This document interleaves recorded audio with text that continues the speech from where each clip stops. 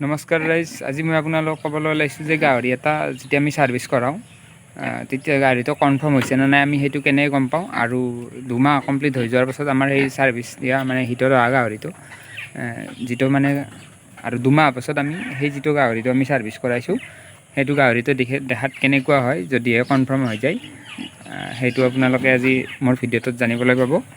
যদিহে আপোনালোকে মোৰ চেনেলটো ছাবস্ক্ৰাইব কৰা নাই ছাবস্ক্ৰাইব কৰিব, আৰু ভিডিঅ'বোৰ চাই যদি ভাল পাই আছে এটা লাইক কৰিব, আৰু কিবা সুধিব লগা থাকিলে বা ক'ব লগা থাকিলে মোক এটা কমেণ্ট কৰি জনাই দিব।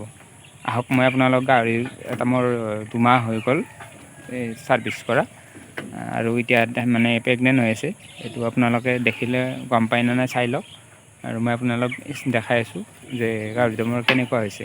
এতিয়া আপোনালোকৰো যদি ছাৰ্ভিচ কৰা গাহৰি আছে 2 মাহৰ পাছত তেনেকুৱা হৈছে নে নাই আপোনালোকে মোৰটোৰ লগত কম্পেয়াৰ কৰি গম পাব হিটত মানে আপোনাৰ ছাৰ্ভিচটো কনফাৰ্ম হৈছে নে হোৱা নাই।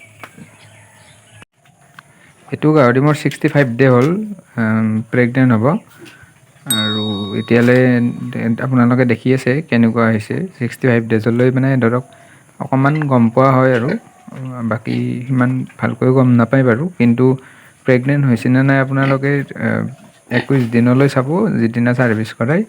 তাৰপিছত 21 দিনলৈ যদি পুনৰ হিটত নাহে তেতিয়াহ'লে জানিব যে হয়তো ঠিকে আছে, প্ৰেগনেণ্ট হৈছে, কনফাৰ্ম হৈছে। আৰু এইটো 66 ডে হৈছে, মানে দুয়োটা এদিন পিছুকৈ মই দিছিলোঁ, ছাৰ্ভিচ কৰাইছিলোঁ।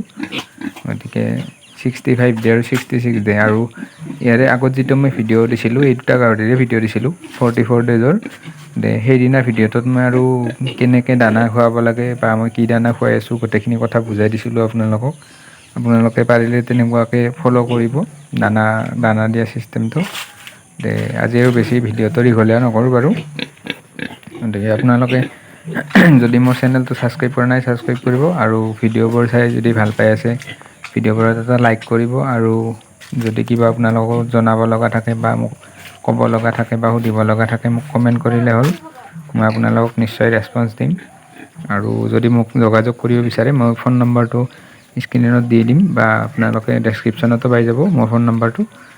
তাত ফোন কৰিব পাৰে বা যোগাযোগ কৰিব পাৰে, আৰু বা হোৱাটছএপো কৰিব পাৰে।